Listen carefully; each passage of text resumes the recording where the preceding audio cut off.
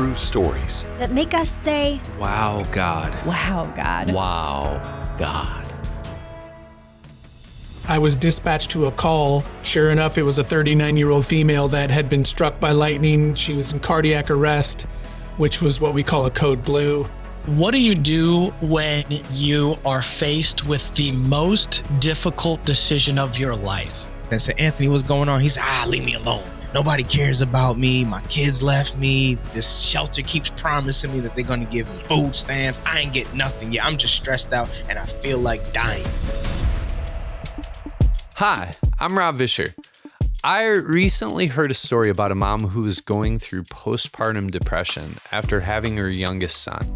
She didn't want to be touched by any of her kids, but one of her sons kept coming up to her and grabbing her and asking her for string cheese. If you're an American Idol fan, you may have heard her tell it.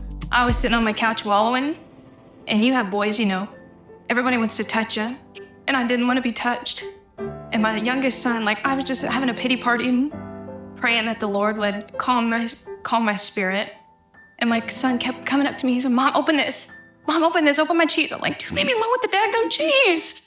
And I finally opened his cheese. And when I did, I realized that God had put me in that place. And that where I was in my house was the biggest ministry that I could ever have in being a mom. So I gathered myself and I got up off the couch and I quit throwing a pity party. And I realized that that was exactly what I wanted.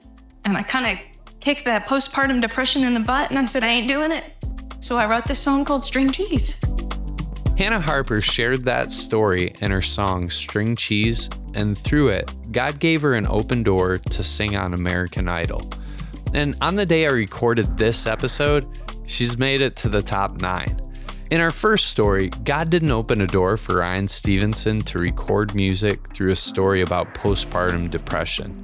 God opened a door for him to record music through a lightning strike. I was a paramedic for a number of years before I got into Christian music. I was at work working a 24-hour shift on the ambulance, running 911 calls, and I was dispatched to a call that came out as a lightning strike. And sure enough, it was a 39-year-old female that had been struck by lightning. She was in cardiac arrest, which was what we call a code blue. I was the paramedic that responded to that call. In the back of the ambulance on the way to the hospital, I ended up reviving her with CPR and, IVs and all the things, and brought her back.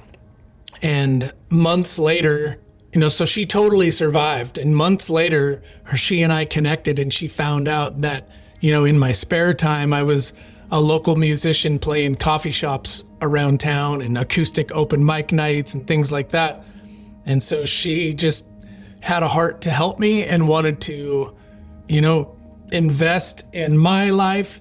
And so I had an opportunity to go into a recording studio and record a demo with some songs that I had written. And so she financially stepped forward and gave me a little bit of money to go record those songs. And that demo is ultimately what got me signed to a record deal and introduced to this guy named Toby Mac. And that was, 15 years ago. And it was really just such a profound intervention of the Lord in my life, using my paramedic job and a random person that I helped on a 911 call in turn helped me record music that got me a record deal and set me down a path to reaching the world, hundreds of millions of people around the world through music.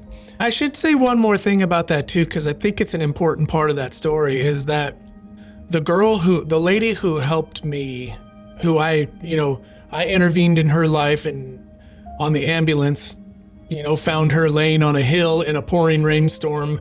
She had just been struck by lightning. She was dead upon our arrival, and I ended up helping bring her back to life. She, when I started getting to know her, I discovered that she's not a believer. So we don't share the same faith. Politically, she and I are on opposite sides of the planet. We're just very, very different people. However, we're both compassionate human beings that had a connection with each other. And this woman who does not share my quote unquote Christian faith or beliefs or values is, we could call her an atheist, I guess. This atheist non-believer is the one who funded my music career and ultimately sent me on a path to touch hundreds of millions of people around the world and connecting with them through music. And it wasn't a pastor that did that. It wasn't a life coach that did that. It wasn't some kind of, it wasn't a conference that I went to and got, slain in the spirit and got a set of goosebumps up the back of my neck. It was an atheist who just said that she saw something in me and wanted to be a human being and help me chase my dream.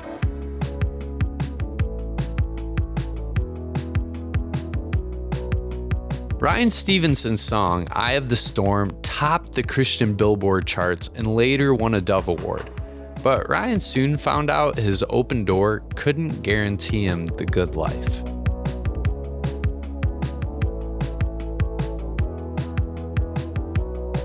When I got signed to a record deal, after that paramedic call, I thought, oh my gosh, I've arrived. I've finally made it. I finally got a record deal. I've achieved my dream and everything is falling into place and it's all starting to work out.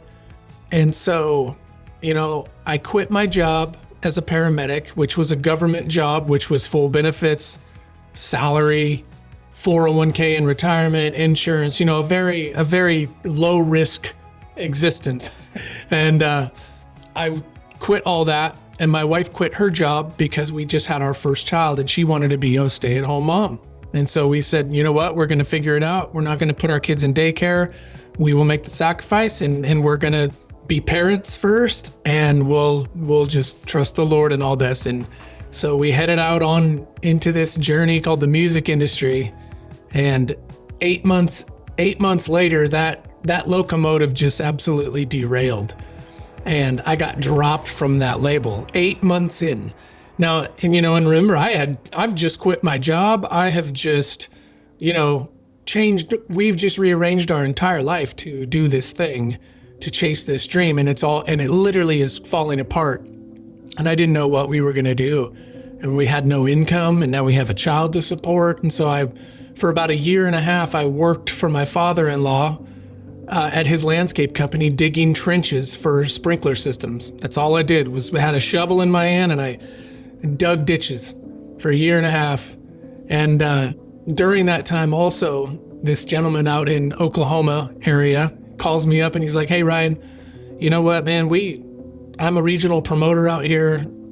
I'm a huge fan. Like, I love your music and I'd love to help you. I can, if you're up for it, I'll book you some shows around the region and bring you out for a couple weeks and help you pay your bills. I'm like, sounds amazing. So literally a few days later, I drove out to Tulsa, Oklahoma and started playing, the first night of that tour. I'll never forget. We showed up to the venue, got down to this cool little theater downtown Shawnee, Oklahoma. My name was in the lights, and it was cool out there on the marquee and nobody showed up. Like 0 people even came to that show. And it was just such a wake up call. Like, oh wow, I'm immediately those feelings and thoughts of like, I'm nobody. Like I don't belong here. I'm not going to make it. It's what am I doing? I've made a mistake. And like night after night was just like that. Like nobody coming to these shows. I'm going in the hole. We're not making any money. About 3 days into that tour, I got the stomach flu so bad that I thought I was going to die in a Motel 6. It was really, really rough, but I recovered enough to get back out there and start playing.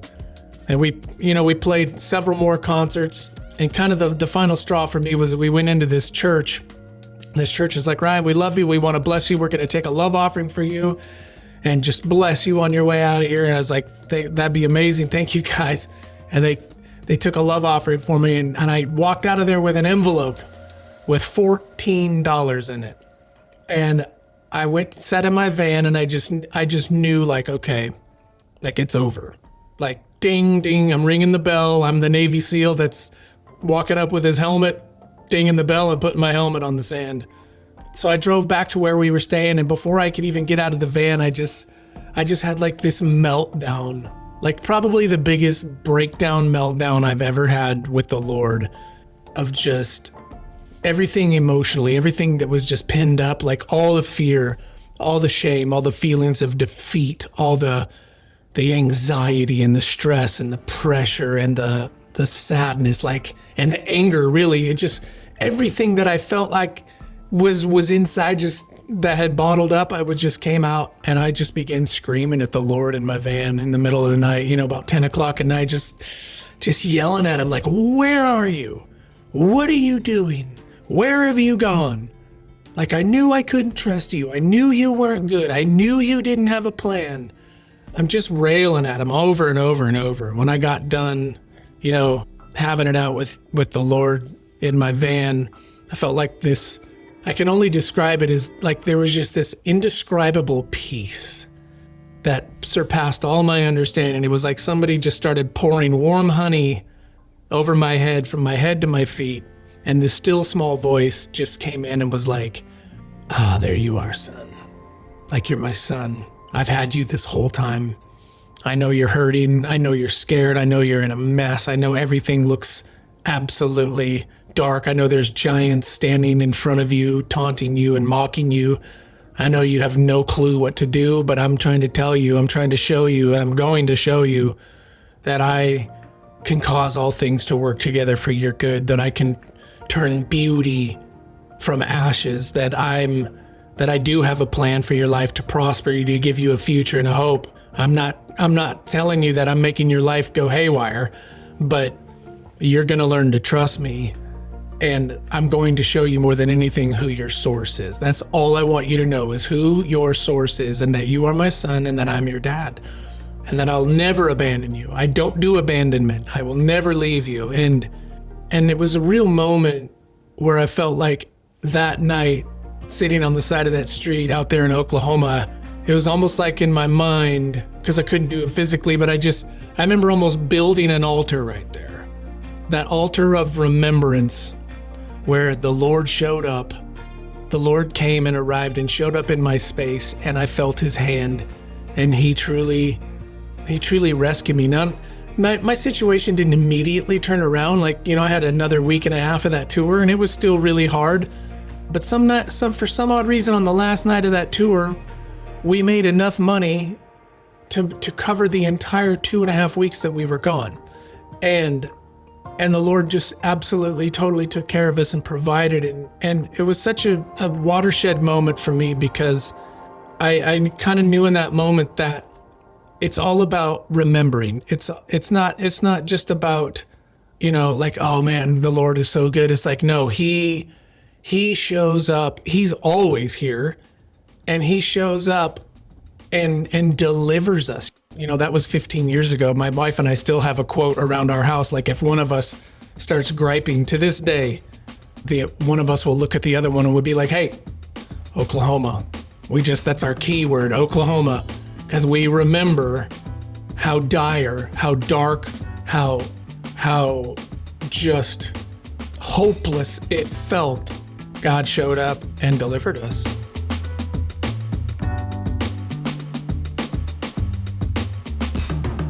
God provided money for Ryan to tour. But in our next story, Justin Stuart didn't need an open door to get more money.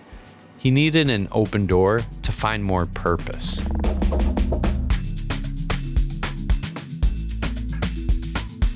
What do you do when you are faced with the most difficult decision of your life? To change or not to change? I have been creating YouTube videos for over 14 years now. And when I first got into video making, I did it for just the love of the game. As a kid, I grew up next to my neighbor and friend, Andrew, who was and is my business partner in our YouTube company.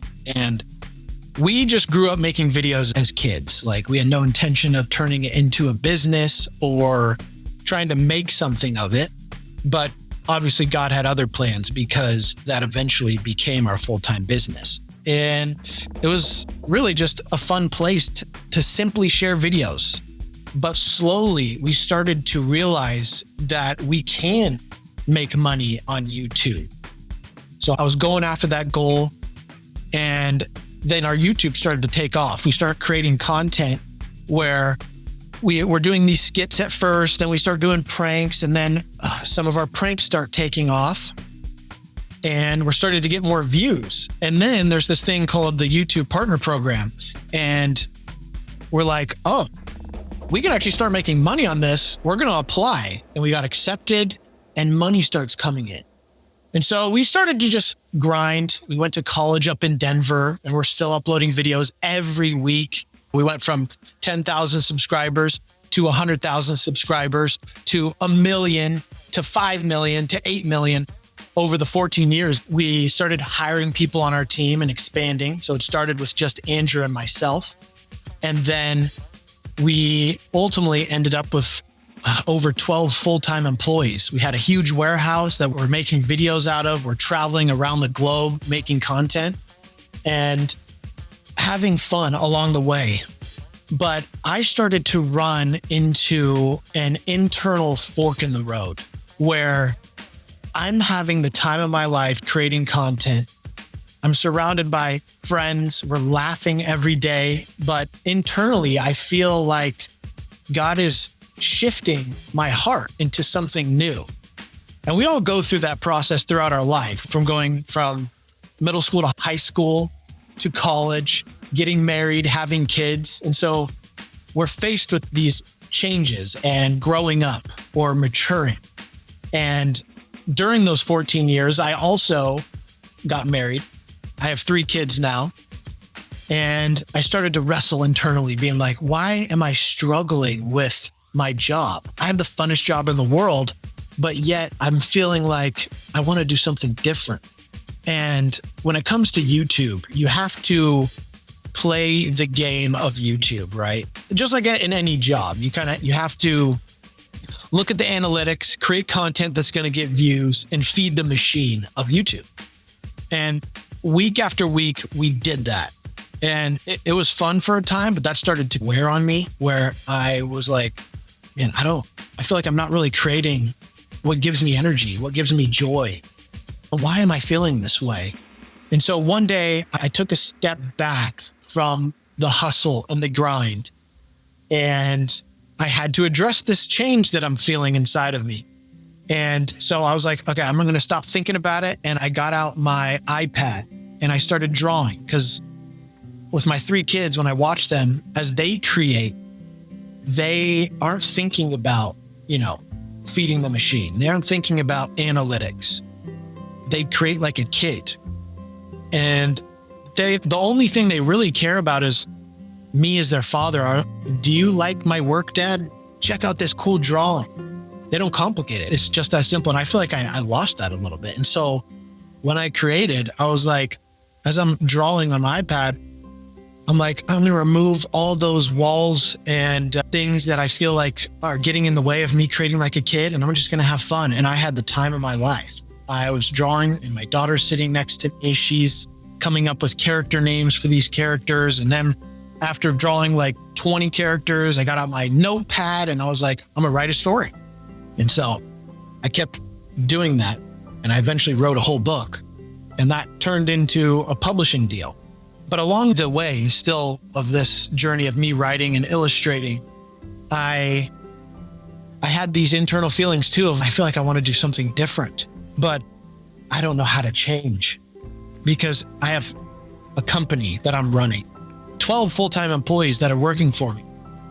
My wife's family lives in a different state, and we want to move to a different state and be closer to her family, be in a new environment, and go after these new things that I feel like God is changing in my heart. So every day I would pray and be like, Lord, please open up a door, or please close a door in whichever direction you want. And I remember a specific moment that me and my wife were at a park with our kids, and we were just talking, being like, how cool would it be just to have a sign from the Lord that what we're doing is the right thing. We're going in the right direction. And my biggest struggle was, we just built this huge warehouse for our company, how are we going to sell it? We just built it. And 10 minutes later, I get a call from our team. We get basically the word that we cannot stay there anymore and we have to sell it. That spoke so much because me and my wife were just talking about that. And we asked, how cool would it be to just hear from the Lord? And to me, that was hearing from the Lord, where I'm opening the door for you to go through when you feel like there's such a big roadblock in the way. Here it is. And it really helped me. And so I had to make the decision with my business partner to end our YouTube channel. We had over 8 million subscribers, billions of views, and we decided to shut it down. And that was the hardest decision of my life. But I knew inside that God was doing something in me, and I had to listen to that. When you go back to the fork in the road, when it comes to change, you can choose to put your head down and keep going, be like, you know what? I don't know what change looks like. I don't know how to address it. It's scary over here with change because if I change, how am I going to get money? Fear starts to take over in your mind. I'm shutting down my business and I'm moving states and I'm pursuing a new dream, but fear is coming up. But through this change, I've experienced God in a whole new way that I never got to experience before because I was comfortable creating content as a YouTuber. I was comfortable where I was. And in order to get to where I need to be, where God's calling me to be, I had to give up those comforts and choose to change and listen to his voice. I've experienced difficulty along the way of change, but so much freedom and joy on the other side of it because I've felt weak, but he's been strong and showed me like, hey, I'm still with you during this change. I have a plan for you on the other side of where I'm taking you. And that's where I found myself. I found I am the most creative I've ever been through ending my YouTube journey. I was able to create books that I can read to my kids and that I could share with the world in hopes that parents could get more connected with their kids through the art of storytelling. And I really am drawn to stories. And so if I can impact the next generation with books, then I feel like that is where God has called me and where I want to create the most impact. I've learned so much through this season, and I feel like my faith has been strengthened through it. And I've grown more than I ever have as a person through listening to his call of change on my life.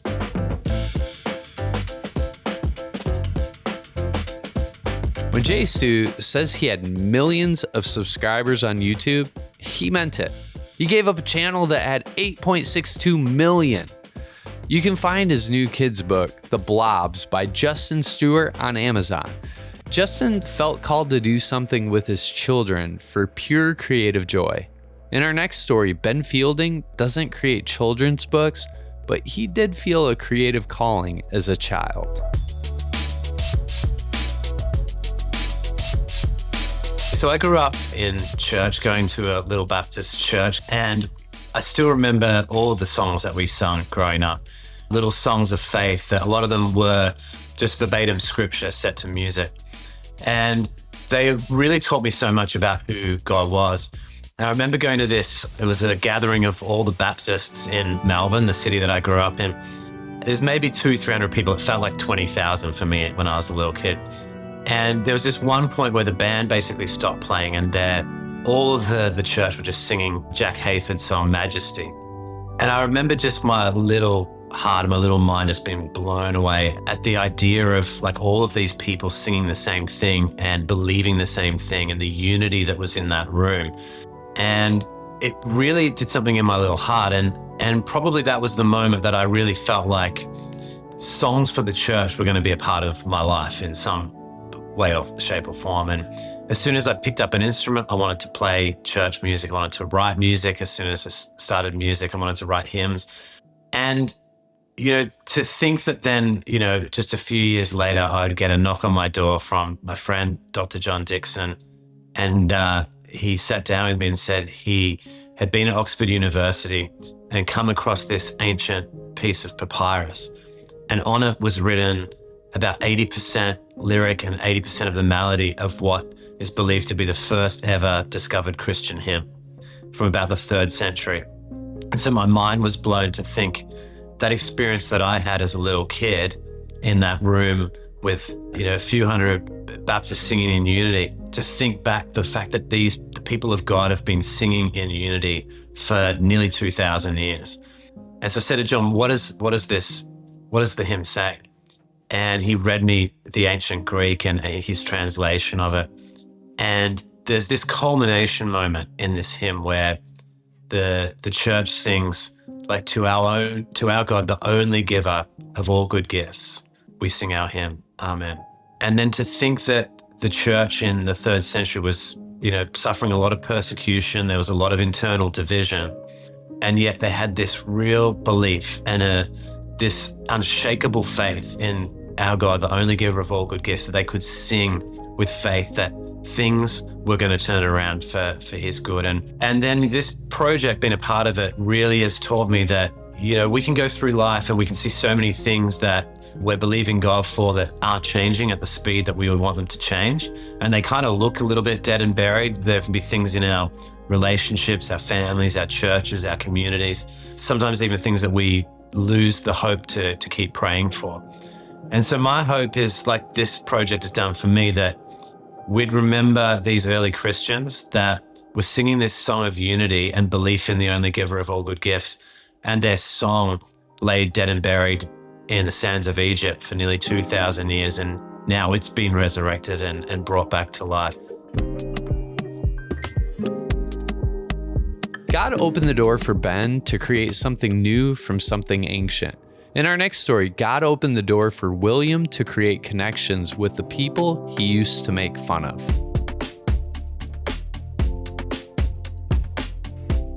I think I'm going to go back a little bit. And for me, it was being at a homeless shelter after losing a job at Franklin, Massachusetts at a recycling company. I was making fun of homeless people, and then eventually I became homeless. And then God said, the same people that you made fun of, they're going to be your teacher to teach you how to be able to treat people right. And so for me at this homeless shelter, I'll never forget it. I was clocking into work, and there was a particular client that was irate. And so one of my coworkers, Jerome, he was like, yo, Will, I need you to go talk to him. I said, no, he's irate. I don't feel like talking. He said, no, I need you to talk to him because I feel like you can reach him. And so I remember going down. I remember the bunk bed. It was A6 bottom. And his name was Anthony Robertson. I went up to Anthony and said, Anthony, what's going on? He's leave me alone. A little older dude. He's like, leave me alone. I feel like talking. I was like, well, Anthony, what's going on, man? Like, just explain to me. He's like, man, nobody cares about me. My kids left me. This shelter keeps promising me that they're going to give me housing. They're going to give me food stamps. They're going to give me Social Security. I ain't getting nothing yet. I'm just stressed out and I feel like dying. I feel like taking my life. And I remember, man, like in that moment, the only thing that I said to him, I said, Anthony, you have purpose and you don't need to take your life. 2 weeks later, I come back to work. I go to the back room, clock in, put my food in the refrigerator. And Jerome goes, hey, Will. I said, oh, no, we ain't doing this again. He said, no, Will, I need you to go talk to Anthony. It's good news. So I go down there and I go to his bunk bed. I said, Anthony, what's going on, man? He said, Will, I've been waiting to talk to you. I said, what's going on, man? And he just literally embraced me. Boom. And to this day, I still feel like I got a fractured rib. You know what I'm saying? Like, to this day, because of how hard he hugged me. And when he hugged me, he shed a couple of tears and he said to me, Will, thank you because you didn't take my life. I said, wow, God. I said, this is what we on. And so from there, my coworker, Braulio Ortiz, ended up saying to me, hey, William, would you love to come work at a drug rehab? I said, yeah, my mom's a recovering drug addict. I think it would be cool to actually go there and serve those people too. So long story short story long, I ended up doing my first presentation in front of 45 grown men. I'm 22 at this age. And so I'm having a conversation with grown men about life when I have barely lived life. And so I didn't know that there was 2 people in the program that's contemplating leaving the program and ODing. And so I remember after I was done giving my talk, the caseworker came up to me and said, William, I said, am I in trouble, Vanessa? She said, no, you're not in trouble. I just want to let you know that these 2 guys that's about to leave the program, they was about to leave this facility. They said your message impacted them in such a way that they want to finish their treatment. And let me say this to you, to this day, they're still clean. They got their kids, they got their job. After that, fast forward, of course, from the homeless shelter, from the drug rehab. And to this day, this has been my favorite engagement. It was a middle school in Washington State. It was Chinook Middle School. And I remember I went there and I had a conversation with the students, right? I don't really call them presentations, just me having a conversation with y'all, right? To better your life. And so after I got done with the talk, a student came up to me, and that's how I knew God was moving in the room. Because this kid came up to me, he said, man, Mr. Winfeild, my father left me. And he fell right into my arms and he started crying. I mean, hysterically crying. He's like, my dad left me. How come my dad don't want to be in my life? And so I'm just embracing him. Of course, I mentored him. I made sure he was good. This kid has come to be an amazing young man. I'm still in contact with him to this day. He's out here making a difference, still getting in trouble a little bit, but he making a difference, right? The crazy part about it is that after I left the school, 2 days later, a student was watching my social media and he DM'd me. He said, Mr. Winfeild, I just want to say to you that I've been an atheist. My parents have been an atheist for a while. He said, but I love your relationship with God. I love how you don't force God on nobody. And he said, because of you, I decided to give my life to God. I said, whoa. I said, what? And he said, yeah, I decided to give my life to God because I see how you love God. Right. And I said, man, bro, I'm super, super proud of you. Welcome to the family. It don't get no better than this, man. Continue to do what it is that you're doing. And to this day, he's doing phenomenal. He actually got a couple of D1 scholarships to a couple of great universities.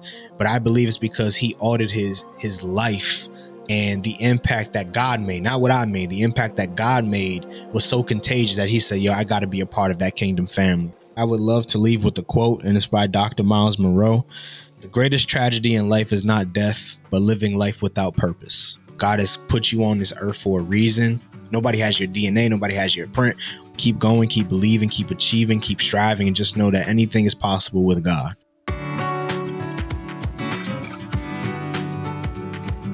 Each of these open door stories might seem like it has a storybook ending, but each life will continue.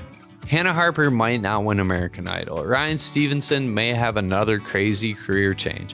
Justin Stewart's children's books, Blobs, might just be viewed as blob, blob, blob in a content-saturated world. Ben Fielding might not ever write another hit song. And William might be called to be a lawyer, which is random. But if that's true, William is in for a long life of persecution and being despised and joked about. God might open doors for me into great success, or he might choose to lead me through an open door into failure in order for me to gain humility. But no matter what, I trust in Jesus. And he says the ending of my story will be a storybook ending. He'll open one final door, and I'll be with him forever. All of these open door stories are just a shadow of the joy to come. And that makes me say, wow, God.